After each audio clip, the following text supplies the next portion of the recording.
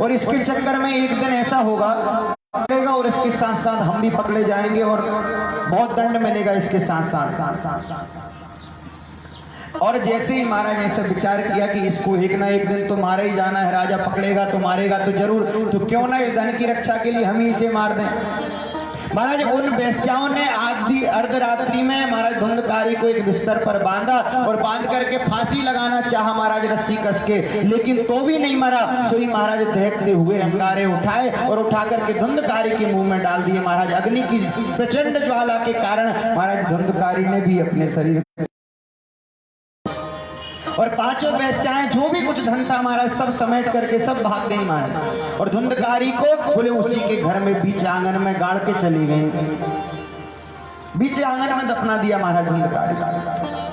कुकर्मों के कारण महाराज धुंधकारी ने कोई ऐसे पुण्य तो किए नहीं थे कि तर जावे, इतने बड़े बड़े कुकर्म बन गया, प्रेत बनकर के अब क्या करता महाराज कि सबको परेशान किया करता। महाराज घूमते फिरते हुए अपने घर में वापस लौट करके आए और जैसे ही वापस लौट करके आए तो रात्रि कालीन था, रात्रि का समय बहुत अधिक हो गया था। तो जैसे ही घर पे आए तो घर पे आकर के देखते हैं कि सब लोग सो गए होंगे, तो बाद में सुबह सबसे मिलेंगे। चुपचाप से आकर के अपने घर में विराजमान हो गए, बैठ गए, अपनी आसन लगाई और भगवान का भजन करने लगे। साधारण व्यक्ति नहीं है यह, कोई जरूर पुराना कोई पापी रहा, बोले इसके कारण इसको प्रेत योनि प्राप्त हुई। गोकर्ण जी महाराज ने अपनी अंजलि में जल लिया और जल लेकर के महाराज आमंत्रित करके जैसे ही मारा और सुई महाराज बोले वह प्रेत बना। धुंधकारी बोल पड़ा कि ये हम भ्रात तो दियोस्मि धुंधकारी नामता और स्वकीय नहीं। आत्मजीव जी का धुंधकारी नाम लें, लेकिन बोले गोत्र तो एक जब होवे जब एक ही माता के गर्भ से जन्म लिया हो। बोले गोत्र तो है किसका, बोले बहन के गर्भ से जन्म लिया हो उसका गोत्र। तो बोले गोत्र एक ना होने के कारण बोले कई श्राद्ध करने के बाद भी मुक्ति नहीं मिली। तो आज गोकर्ण जी कहते हैं कि चलो महाराज अब आप ही बता दो, तुम ही बताओ हम क्या करें जिससे तुम्हें मुक्ति मिले। धुंधकारी कहता है मुझे तो कुछ महाराज आमंत्रित किया और सूर्य नारायण भगवान की गति को रोक करके गोकर्ण जी महाराज ने पूछा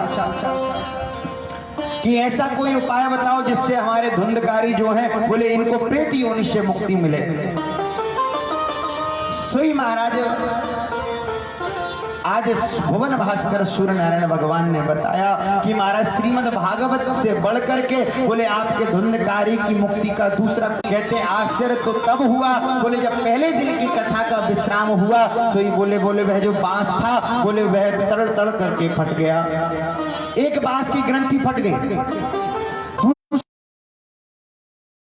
ग्रंथि फट गई, तीसरे दिन की कथा के प्रभाव से तीसरे दिन की ग्रंथि फट गई। और महाराज जैसे ही सातों दिन की कथा का विश्राम हुआ बोले सुई बोले सातों ग्रंथि महाराज फट करके और धुंधकारी महाराज एक दिव्य रूप धारण करके प्रकट हो गया। बोले भक्त वत्सल भगवान की दिव्य रूप धरो जात। अरे बोले अगली बार बोले सभी लोग जब बड़े भक्ति भाव से कथा सुनेंगे तो देखना के लिए तो भगवान का विमान आया है। बोले अगली बार तो स्वयं भगवान नारायण लेने के लिए आएंगे। और जैसे ही महाराज अगले महीने में भादों का महीना आया फिर से एक बार श्रीमद् भागवत का आयोजन रखा गया। और इस बार तो महाराज 7 दिनों तक ऐसे भक्ति भाव के साथ सभी भक्तों ने कथा सुनी, ऐसी कथा श्रवण करी कि इस बार तो महाराज भगवान अकेले नहीं बोले अपने पार्षदों के साथ हजारों विमान भगवान लेकर के आज कथा पंडाल में उपस्थित। इस कथा का मुख्य उद्देश्य क्या है? कथा तो आप लोगों ने श्रवण कर ली, कथा को कहने का भाव मात्र इतना कि देखो जिस प्रकार धुंधकारी ने महाराज इतने पाप करने के बाद भी ध्यान पूर्वक 7 दिनों तक बैठ करके श्रीमद् भागवत की कथा को सुना। जब महाराज इतना प्रचंड पापी व्यक्ति अगर उस कथा को श्रवण करके अगर भगवान के लोक को जा सकता है तो महाराज हम इतने तो पापी नहीं हैं और बड़े ही भक्ति भाव के साथ इस कथा का आयोजन करना। अच्छा भोजन करने का नियम क्या है? तो महाराज यह जरूरी नहीं कि आप बिल्कुल भूखे रह करके भागवत की कथा को सुने, बल्कि भागवत की कथा में लिखा है कि भोजनम तु वरम मन्ये कथा श्रवण कारकम और नोपवासो। जिन भक्तों का मन नहीं लग रहा हो, जो भक्त राधे राधे ना बोले, जो कीर्तन ना बोले, जो भगवान का जयकारा ना बोले, बोले उनके अंदर जाकर के मैं समा जाऊंगी, बोले उन्हें मैं नींद आने लगेगी। अच्छा, एक बात आपने देखी होगी कि सबसे अच्छी नींद अगर कहीं आती है तो वो आती है भागवत कथा में आकर आती है ना। घर में आप कितने ही सोचते रहे कि हम सो जाएं लेकिन नींद नहीं आएगी, और जैसे ही आप भागवत की कथा में आओगे महाराज इतनी मीठी नींद आएगी कि अब थोड़े से सो जाते। आती है ना गलती। जासू जासी लगे और सत्तुर से भगवान अजी मंदिर में कांटे गड़े, अरे प्राण खाए रामायण।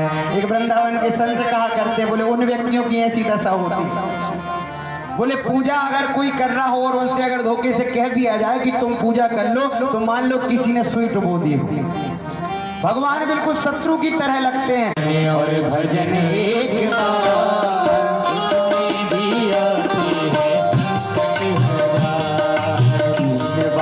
भोजन और भजन एक बार, उसमें भी आते हैं संकट हजार। बार भोजन और भजन एक बार, उसमें भी आते हैं संकट हजार। अच्छा, आपने देखा होगा, देखा है ना, बहुत संकट आते हैं खास तौर से केवल भगवान के कामों में, बाकी ऐसे नहीं आते। अच्छा, जिसके जीवन में ऐसे संकट आते हैं कि देखो